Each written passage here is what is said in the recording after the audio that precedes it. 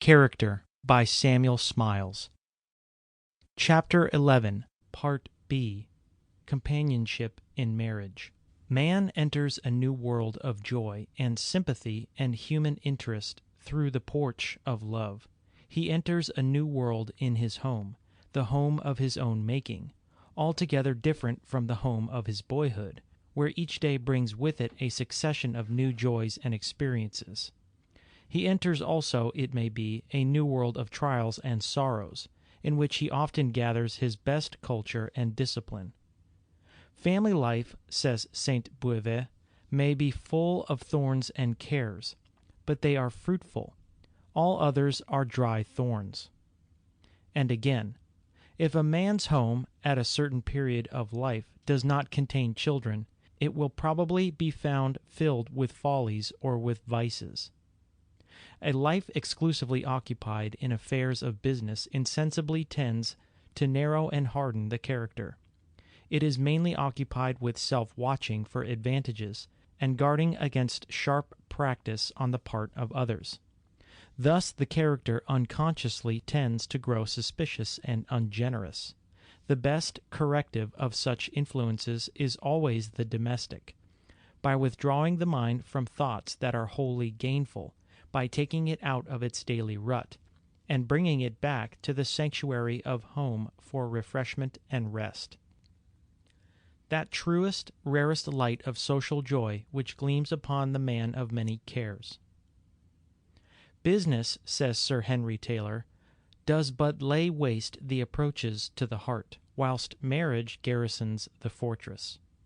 And however the head may be occupied by labors of ambition or of business, if the heart be not occupied by affection for others and sympathy with them, life, though it may appear to the outer world to be a success, will probably be no success at all, but a failure.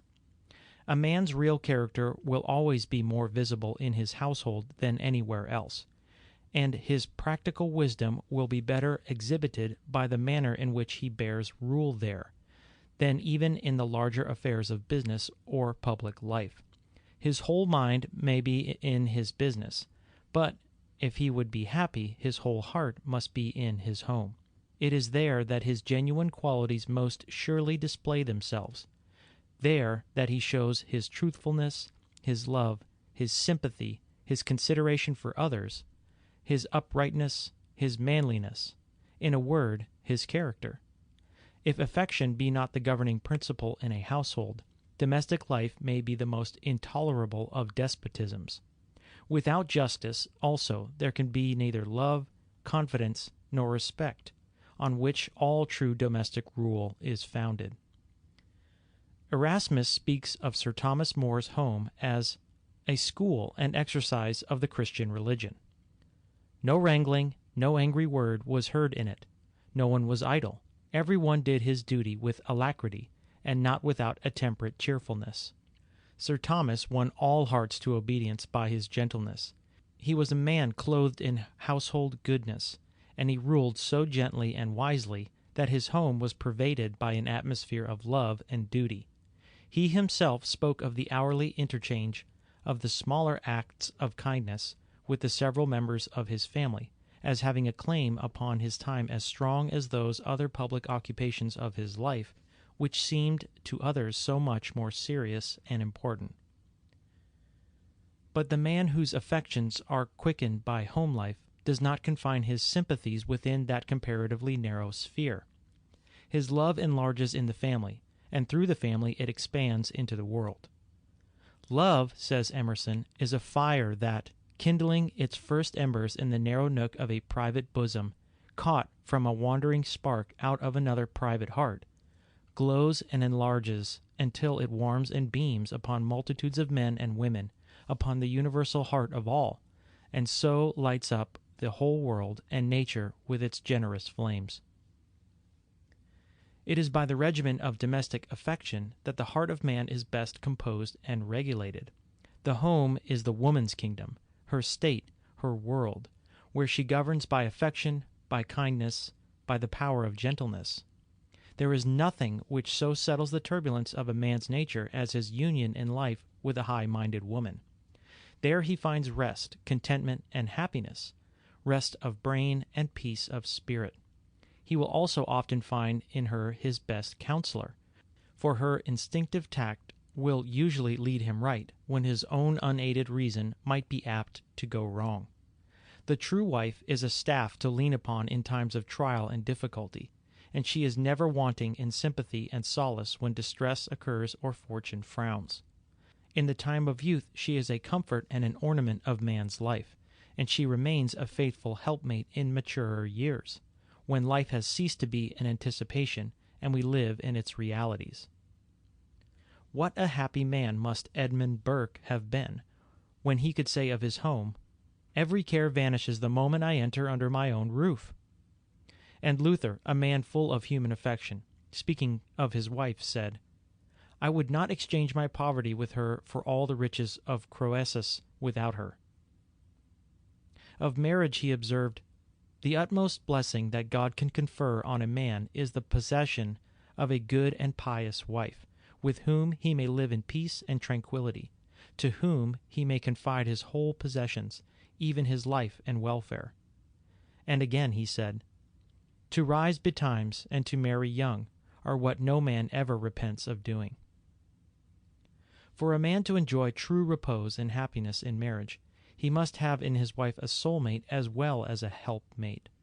But it is not requisite that she should be merely a pale copy of himself. A man no more desires in his wife a manly woman than the woman desires in her husband a feminine man. A woman's best qualities do not reside in her intellect, but in her affections. She gives refreshment by her sympathies rather than by her knowledge. "The brain women," says Oliver Wendell Holmes, "never interest us like the heart women." Men are often so wearied with themselves that they are rather predisposed to admire qualities and tastes in others different from their own. "If I were suddenly asked," says Mr. Helps, "to give a proof of the goodness of God to us, I think I should say that it is most manifest in the exquisite difference he has made between the souls of men and women, so as to create the possibility of the most comforting and charming companionship that the mind of man can imagine." But though no man may love a woman for her understanding, it is not the less necessary for her to cultivate it on that account.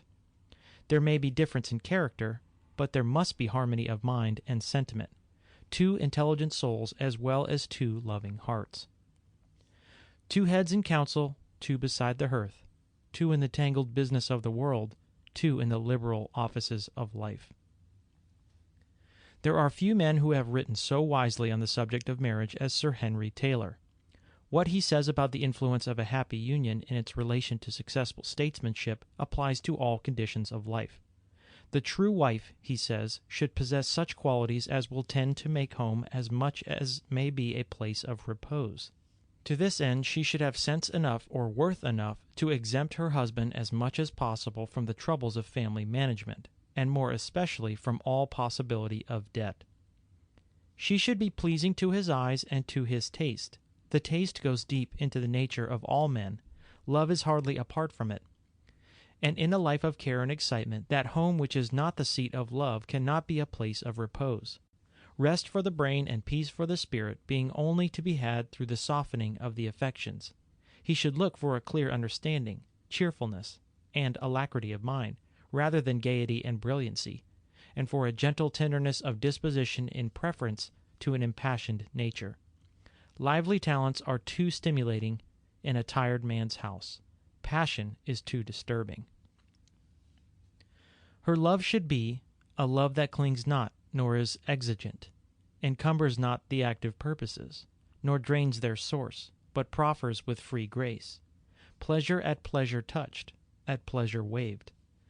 A washing of the weary traveler's feet, a quenching of his thirst, a sweet repose, alternate and preparative, in groves, where loving much the flower that loves the shade, and loving much the shade that that flower loves. He yet is unbewildered, unenslaved, thence starting light and pleasantly let go, when serious service calls. Some persons are disappointed in marriage because they expect too much from it, but many more because they do not bring into the co-partnership their fair share of cheerfulness, kindliness, forbearance, and common sense. Their imagination has perhaps pictured a condition never experienced on this side of heaven, and when real life comes, with its troubles and cares, there is a sudden waking up, as from a dream. Or they look for something approaching perfection in their chosen companion, and discover by experience that the fairest of characters have their weaknesses. Yet it is often the very imperfection of human nature, rather than its perfection, that makes the strongest claims on the forbearance and sympathy of others, and, in affectionate and sensible natures, tends to produce the closest unions. The golden rule of married life is, bear and forbear. Marriage, like government, is a series of compromises. One must give and take, refrain and restrain, endure and be patient. One may not be blind to another's failings, but they may be borne with good-natured forbearance. Of all qualities, good temper is the one that wears and works the best in married life. Conjoined with self-control, it gives patience, the patience to bear and forbear, to listen without retort, to refrain until the angry flash has passed. How true it is in marriage that the soft answer turneth away wrath. Burns, the poet, in speaking of the qualities of a good wife, divided them into 10 parts. 4 of these he gave to good temper, 2 to good sense, 1 to wit, 1 to beauty, such as a sweet face, eloquent eyes, a fine person, a graceful carriage.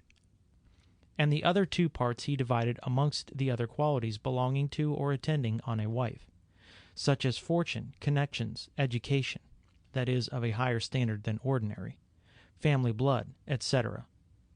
But he said, divide those 2 degrees as you please, only remember that all these minor proportions must be expressed by fractions, for there is not any one of them that is entitled to the dignity of an integer. It has been said that girls are very good at making nets, but that it would be better still if they would learn to make cages. Men are often as easily caught as birds, but as difficult to keep. If the wife cannot make her home bright and happy, so that it shall be the cleanest, sweetest, cheerfulest place that her husband can find refuge in, a retreat from the toils and troubles of the outer world, then God help the poor man, for he is virtually homeless. No wise person will marry for beauty mainly. It may exercise a powerful attraction in the first place, but it is found to be of comparatively little consequence afterwards. Not that beauty of person is to be underestimated, for, other things being equal, handsomeness of form and beauty of features are the outward manifestations of health. But to marry a handsome figure without character, fine features unbeautified by sentiment or good nature, is the most deplorable of mistakes. As even the finest landscape, seen daily, becomes monotonous, so does the most beautiful face, unless a beautiful nature shines through it. The beauty of today becomes commonplace tomorrow, whereas goodness, displayed through the most ordinary features, is perennially lovely. Moreover, this kind of beauty improves with age, and time ripens rather than destroys it. After the first year, married people rarely think of each other's features, and whether they be classically beautiful or otherwise, but they never fail to be cognizant of each other's temper. When I see a man, says Addison, with a sour rivelled face, I cannot forbear pitying his wife, and when I meet with an open ingenuous countenance, I think of the happiness of his friends, his family, and his relations. We have given the views of the poet Burns as to the qualities necessary in a good wife. Let us add the advice given by Lord Burleigh to his son, embodying the experience of a wise statesman and practised man of the world. When it shall please God, said he, to bring thee to man's estate, use great providence and circumspection in choosing thy wife, for from thence will spring all thy future good or evil.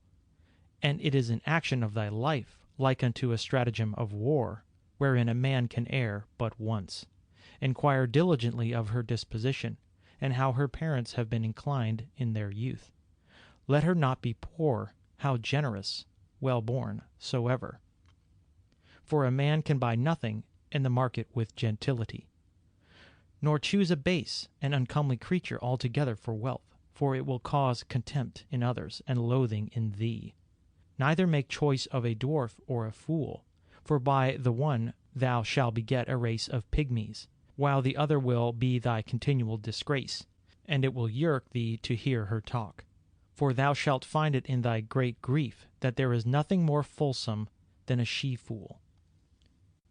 End of section 39.